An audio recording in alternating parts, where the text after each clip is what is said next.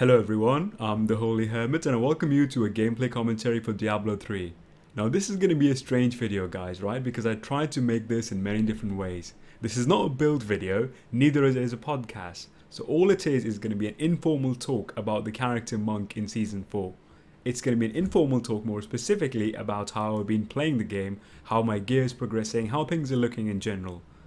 A couple other things that I'll be covering in this video are going to be my little tips and tricks. So they're not worthy of a build video, but what they do is they give you an alternative way to farm. So like a mini build, if you will, but not exactly. So all of that I'm going to be covering this video, guys. It's just going to be my take on how things are. The game's been out for roughly 4 days for now, right? The new patch, I mean.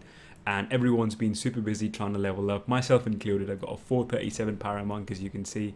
And it's going great so far. So everything good, everything not so good. I'm going to be talking about Monk in this video. So let's hope you're all excited for this, because I really am. I haven't done anything like this, so any feedback you have before I start the video, do share it with me, because I plan to make more of these update videos, progress logs, so to speak. So let's get into it. I am live recording, by the way, so you'll see me fail at the game, but hopefully I won't fail you at the commentary. So let's begin. The first thing I wanted to start off with was basically how the season started for me, of how I got to level 70, because that's the first question people ask. So in case you haven't started your season journey, you are thinking about playing the seasons, it's really fun, and normally you would like to do in a group, but I'll share my little story of how I got to 70, because I have played the game a lot, and as you can see, I'm not at the top of the leaderboards by any means, but I have got pretty good gear. I farmed everything I have, so I'll share you my secret, so to speak, of how I got here and what you can do in your own way to make this experience much better. So starting off with, I started the game as soon as it came out, late afternoon on a Friday, and turned the game on and we started leveling up. So the way I went about it was we played bounties till level 17. After that we went to campaign mode, as in we started the campaign, and we farmed for Leoric's crown.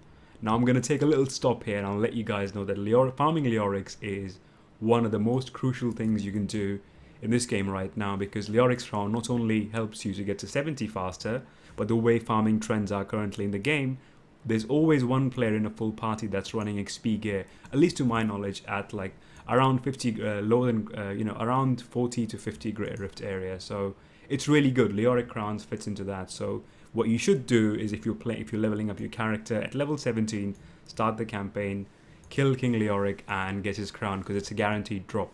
Once you get that, I went back to bounties and rifts. I cleared them pretty easily. It gave me some crafting materials, and I got some couple of sets, because remember, if you finish bounties now, you in the bounty bag itself, you can get a bonus cash if you do the right ones, and you can also get set plans in that. So that's what I've been getting. Things have been looking really good, and I was able to craft, even then I was able to craft a cane set, which helped me to excel further. So in a couple of hours I was at level 70. Now after that is going to be the next topic which I'll be covering, and that basically is about people asking that, hey Hermit, you make build videos, but most of them are very gear specific. You need this, you need that. I would like to know a build that is doable or is viable as soon as you hit 70. So with this regards, I'll share my story and I'll tell you what exactly you can do to excel in that little niche area of the game, because you do need the gear, right? In order to get the gear, you need to be able to play on higher difficulties. So I'll cover all of that. So let's start off that. So when I reached level 70, I had absolutely nothing, right?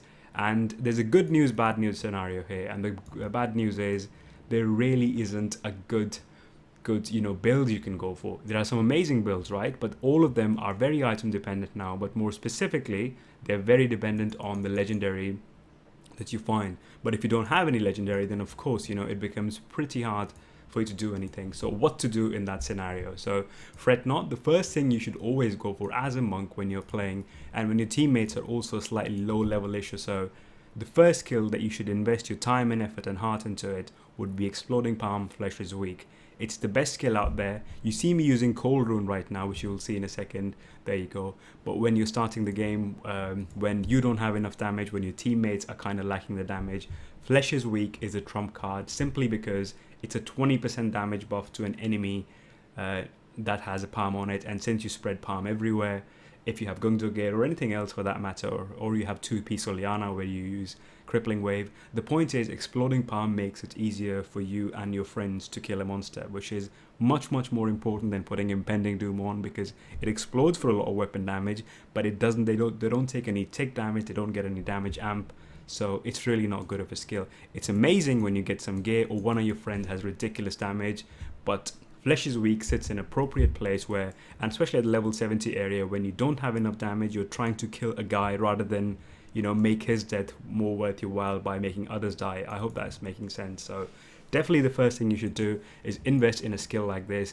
You can never ever go wrong with Flesh is Weak, and it's one of those core things that you really want to have on your character. So that's one thing I'd say. The next thing would definitely be about a passive like Unity. If you're playing Monk in a party, passive Unity should always be equipped on you. It gives you and your team a damage buff, right? Everyone gets a bit of goodness out of it. Nice and easy, nice and simple. Next one would be a choice between mantras. Now Salvation looks pretty good, right? At paper it gives you 20% bonus resistances to everyone, which is good, but you have to be a bit careful, right? Because you have to remember, if the resistance that you're carrying are at 400 or something, a lower number that is, then 20% of that really isn't a lot compared to like 8, 9, 10 or 1,000 that you'll be sitting on later on in the game. So Salvation is good, especially good if you get agility on it, but otherwise, if you think you can survive without the mantra itself, you are better off going something for like a mantra of conviction, maybe assimilation. I believe that's the rune called, the one that increases the movement speed, or even the good old overall. So anything that helps your party do more damage. And this is the most important aspect. I will point it out again, because when you start, you need to farm the good gear, and in order to farm the good gear, you need to kill monsters. So I hope I'm making that point clear. So that's the goal right there, guys. That when you hit 70, there is no good build, unfortunately. But you can do things, you know, if you're fresh out of 70, by simply choosing the right skills in your disposal. Other things you can include to that are something like a Serenity. Serenity is good. It makes you tanky. It allows you to sustain a little bit more damage. You can also use Tranquility, I believe the rune is called, to help your teammates do slightly better than they normally would. So a couple of things you can do with that, guys, really, and it's all up to you what you want to go for. But like I said, there are some basic skills that you should definitely never forgo, and Flesh is Weak and the mantra and passive Unity are one of those very few amazing skills. So please do take care of that. Now, what's the next topic? I have the topic of sets now. Now let's talk about the new sets that's been added in the game, and I will go deeper into this topic later on. But we have Uliana's set, we have the reworked Shenlong set. They're both amazing. They're both capable of pushing higher greater rifts. Now both of them have an advantage and a disadvantage. So we're going to talk something about these sets now. So imagine when the game starts, and I believe you guys have probably seen the video that I posted on the channel. That's about the fastest way to farm Torment 10 bounties. I still believe that after farming all this godly gear on my Uliana's monk, because he is almost stacked, I just need one item and I'll be a happy hermit. So but until then, it's still a very, very good set, and it helps me a lot. But I still believe that using Raymond's set is much better, because Dashing Strike, all it requires you to have is a 6-piece bonus, and after that a 2-handed weapon will work wonders for you. Whereas a set like Uliana's, you need a lot of parts, you need a lot of materials. You not just need them, all the set pieces that you need, you also need supplementing items like Binding of the Lost. You need the Lion's Claw, which again is easy, and the gear is very, very intense in terms of stats that you can't really deviate from them. So what this basically means is you're stuck with certain pieces, and there's no variety to go around there. So the way around it, as I always say, right, always aim for Uliana's. Don't get me wrong, this is something you should play because it's an amazing build, but don't get like discouraged or anything if you don't get all the pieces, because it's a set you're supposed to get when you're like way further into the game. This is not a starting set by any means, because initially Uliana's damage is weak to say the least, right? So do remember that. So any sets you get, if you're playing a monk set, which is Ina's, which are some Ina's components in it, you can use Mystic Ally, you can use the boots as well, Crudest Boots, and you can do some good things with that in terms of your Lashing Tail Kick, and even Exploding Palms for that matter. You can use a Holy Rune on your Exploding Palm, and you can do amazing things with that. So those are some things you can try. The other one, of course, is going to be the Wukong set, or Sun Wukong set as we all know it. And that set is nice and easy, something like a Wave of Light or even Tempest Rush. There are cool things you can do, but the point I'm trying to make here, guys, is that don't get discouraged and don't get like tunnel vision into just gearing up one set, because eventually everything will come. And if you are looking to gear up a set and you are kind of pretty much evenly matched in all pieces, then I would definitely say deviate towards a Raymond set, in my humble opinion. Or even, I don't know, even Shenlong set is much better, because Uliana's is very gear intensive and it's very stat intensive too. So even if you get all the good gear, you need all the good rolls on that gear. So it's really hard to get it right.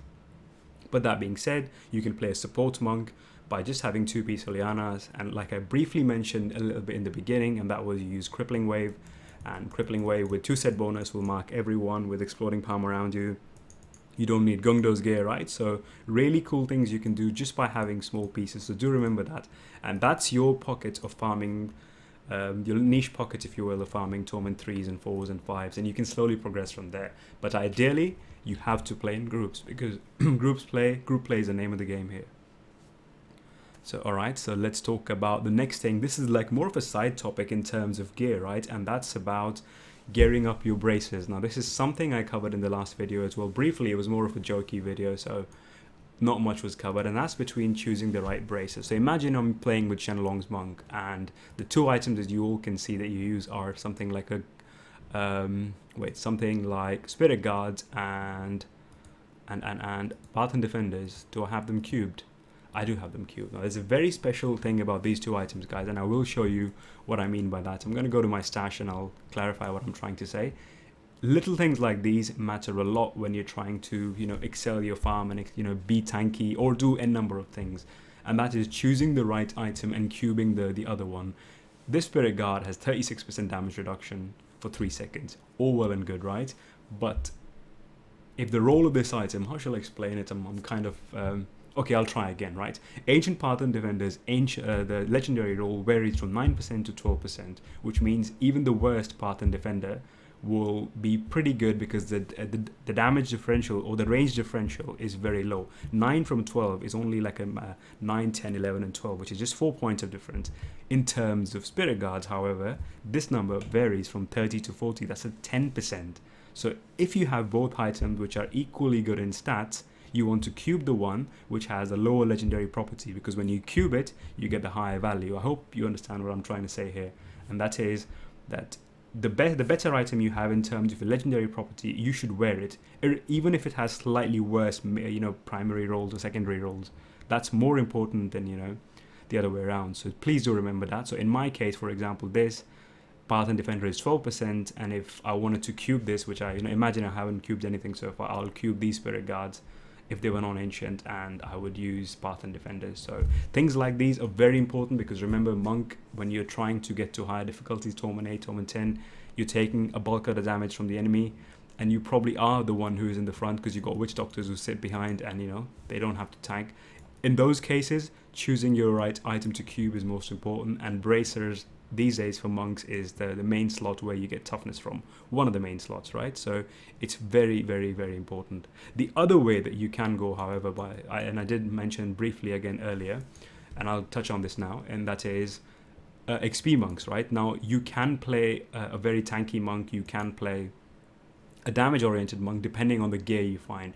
But if you are very unlucky, and this is a question quite a few people have asked me, that I don't have any gear, I don't know what to do, you can still be very productive, because like I said, the trend in the game currently is to farm and farm for experience. I did it a lot, and that's how I got to that number over there, and that is and I haven't farmed anything today. I've just been working on videos, so basically it's just a 3.5 days worth of farm, which is not a lot, but it's still pretty good, you know. And the way I got base is I played Torment 8 first, and then I started doing greater at 40 and 45, and one person in the team would quite simply have experience gear. All they would wear is stuff like Leoric's crown, they'll wear a red gem in their helm, and they'll put any other pieces which give you bonus experience, things like Cane set, a level 70 Cane set. All these things are amazing, and some people even, wow, that was a big lag spike there, some people even further supplement that by using a set called Sage's Gesture, right, which gives you additional chance to farm dead spread. Well, we will touch that later on.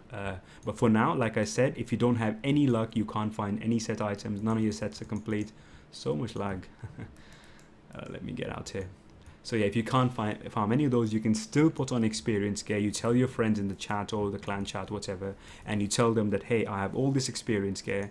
Let me help you out, because the experience is not only shared by you, that experience goes to your entire team, which is amazing in terms of leveling up. And remember, the more you play, the more Paragon levels you get. You get free stats, of course, and you know, the further you are in a game at a higher difficulty, more legendaries drop for you and your teammates. So don't worry about that. And how do you make that viable? Of course, you put something like lucky me, got a consumable, guys. That yeah, of course you are giving them experience, but you also, since you're a monk, you are naturally born to be a helping guy in the team, right? So you can simply give them things like I talked about, exploding palm. You can have 2-piece Ulianas, even, you know, little things like that can still help your team so much, and they wouldn't feel like they are basically you're burdening them with, you know, just leeching off them all the time. Experience is something everyone loves, but you can also help them kill things faster by choosing the right mantras, choosing the right passives, and choosing the right active skills like Serenity, which help them to survive a little bit longer if that's something what they're after. So like I said, 2 trends I've mentioned so far. First one would be, as soon as you graduate from your level 70 class, and that is, you can put on a small piece of a set and you can play with that, or you can simply put experience gear on and find someone who has better gear than you, and you play with them and you tell them that this is the plan, this is what I'm going to do. And I'm probably going to make a video on that as well, guys, because it's not exactly an XP build, but it's something that's never been done in the past in terms of the game meta.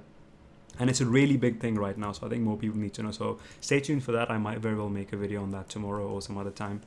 But until then, guys, I think this is a very good thing, and you should all strive to go for this, because it's not a shame thing anymore to do that. You are excelling everyone's farm, including yourself. So yeah, that's that, guys.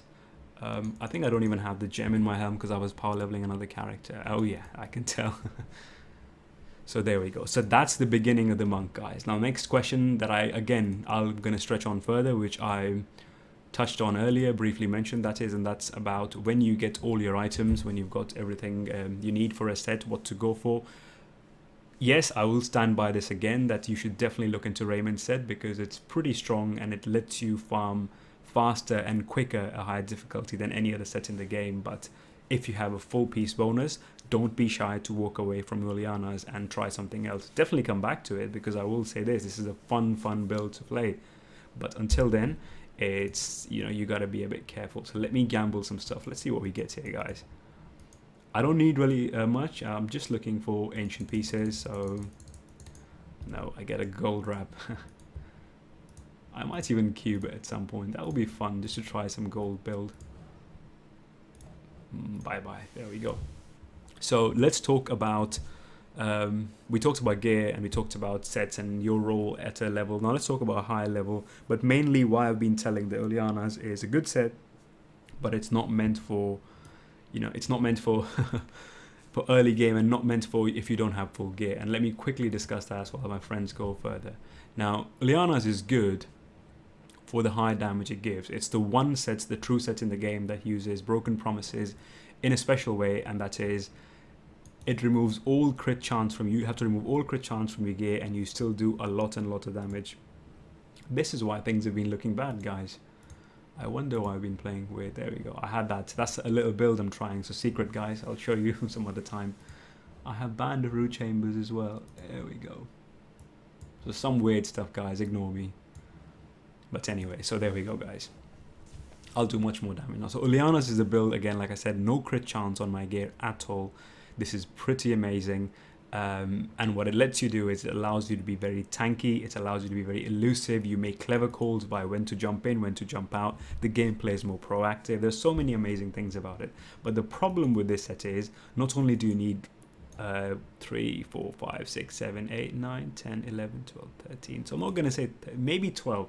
Not only do you need like 12 pieces that have to be absolutely pitch perfect, you also need to have 3 other items cubed for this set, which have to be very, specific. And by specific, I mean you can't really... oh, there's a blood goblin here.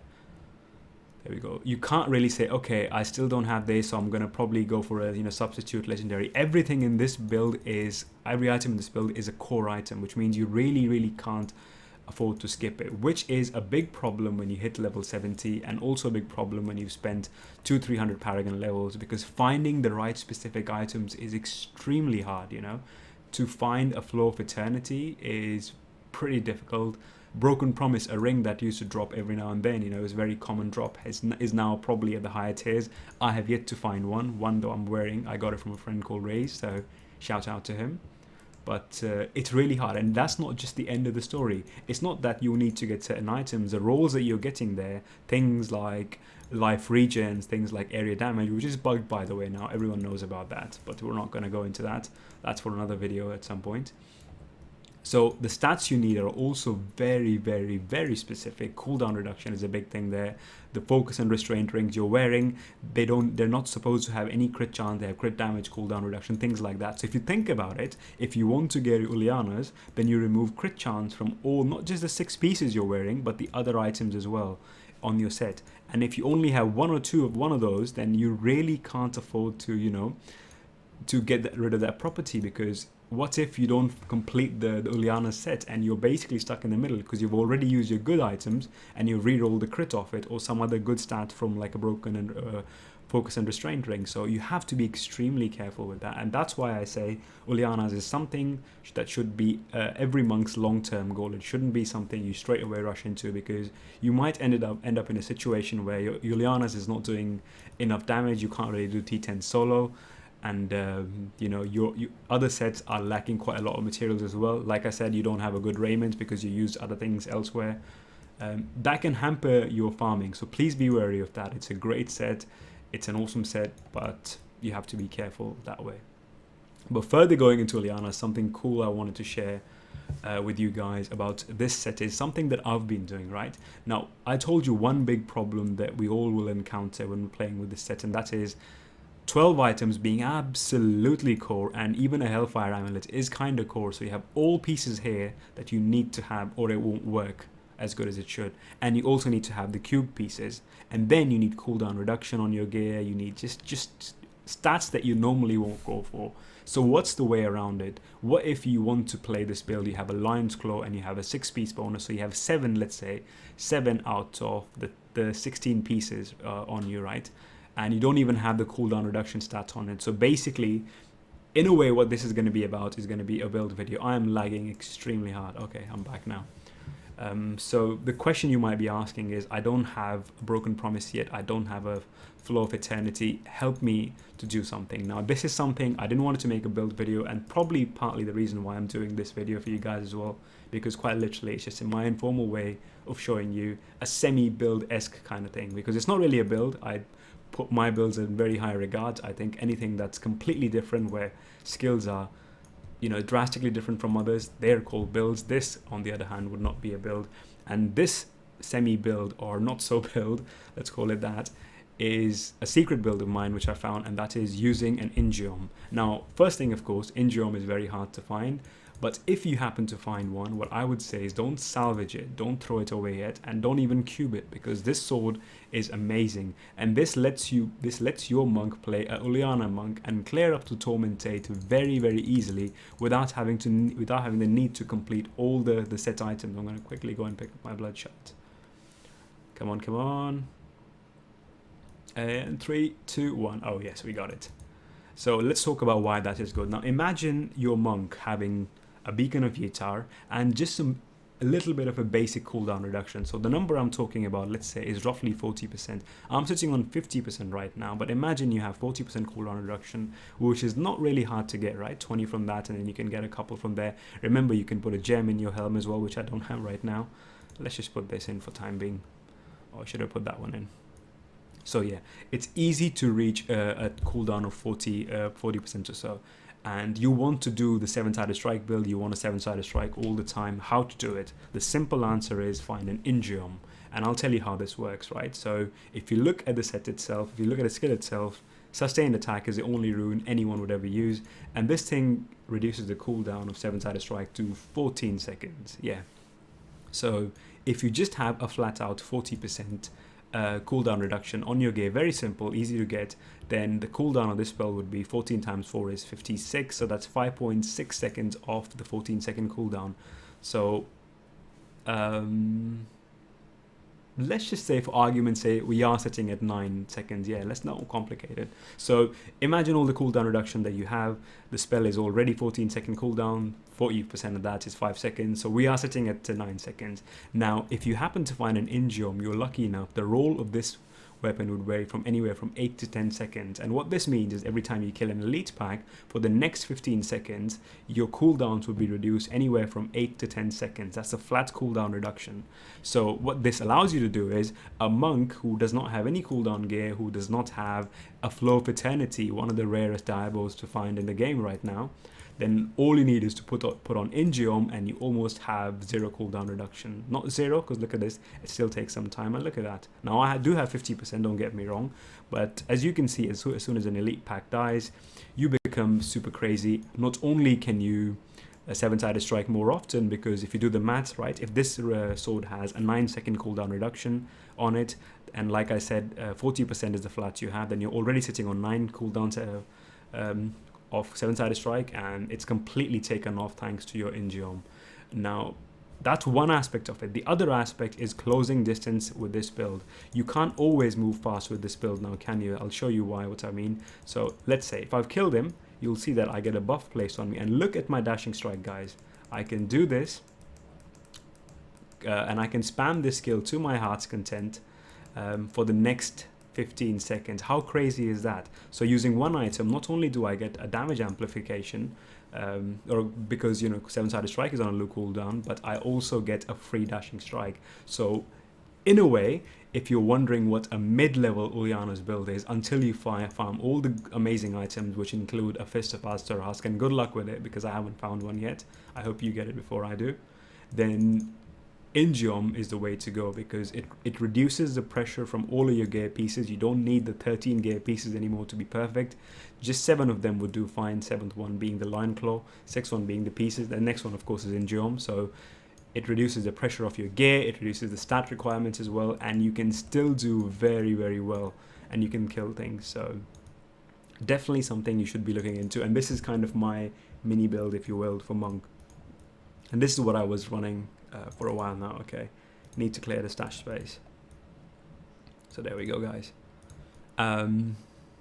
What's the next thing I need to cover? It's going to be, playing as a group. So I will stress this one more time, I guess, before I finish the video. I have a couple more topics, by the way, and that is, playing solo is good, but like I said, the only way to get all these levels and to farm the gear right now, the game rewards you a lot more if you play in groups.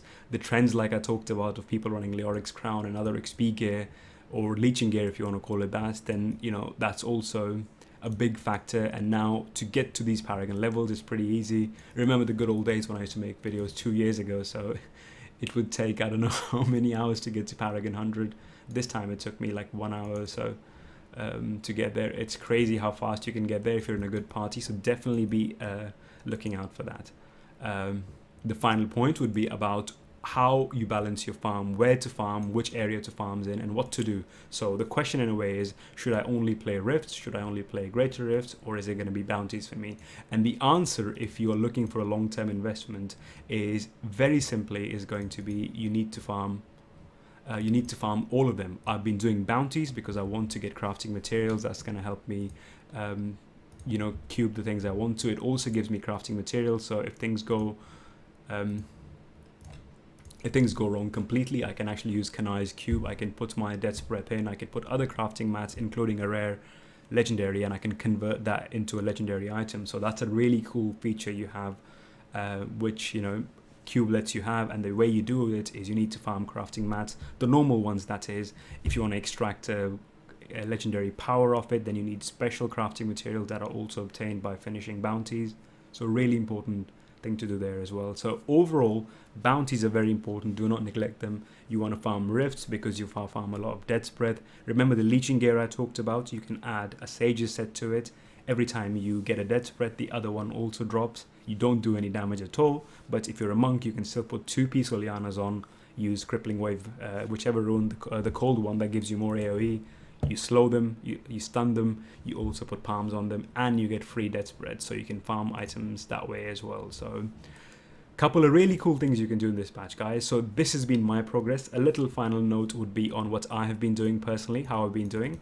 Yesterday, or the day before that actually, yeah, day before that, last night, I was able to clear Greater Rift 50 solo, and that was with the Uliana's Monk with this setup right now, the In-Geom setup. So I still don't have the awesome Fist of Astarask. I will get it eventually. So this is me.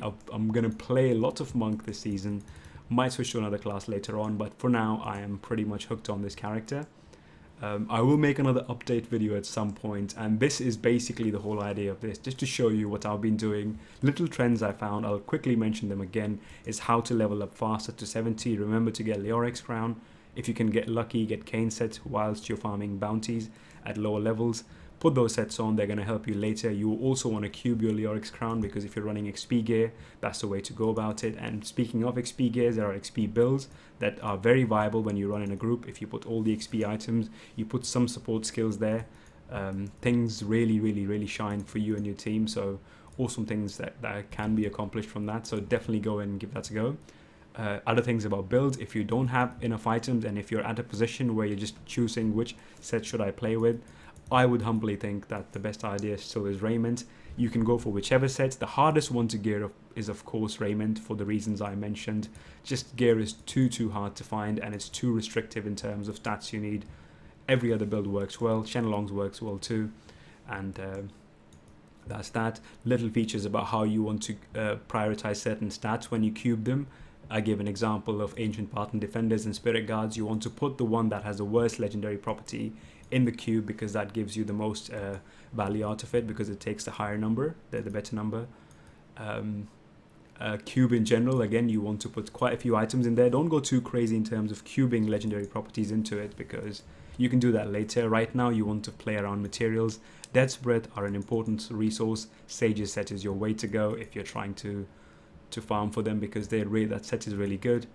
And my personal thing, like I said, I've been going to lots of cow levels, vaults. I have farmed 1.4 billion gold. That's just stupidly high. And yeah, I've been able to clear Greater Rift 50. I've actually made another monk today, and I've leveled him up to 70. So do expect something crazy. Like I said, I'm gonna upload maybe an XP build. I'm really thinking about it. I might very well do that. So that's gonna be fun. So this has been it for it, guys. It's not really a podcast. It's not really a build video. It's more of a talk with you guys. It's an update log, right? It's a progress log on my life as a monk in this season.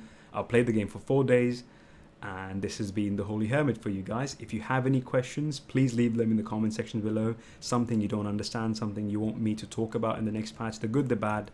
I know the lag is still there. Everyone's talking about it. I'm playing with 2 witch doctors, but we did get a patch recently, and they've fixed a lot of it, to be honest, because yesterday I was on like 1000 milliseconds and things were just not working properly.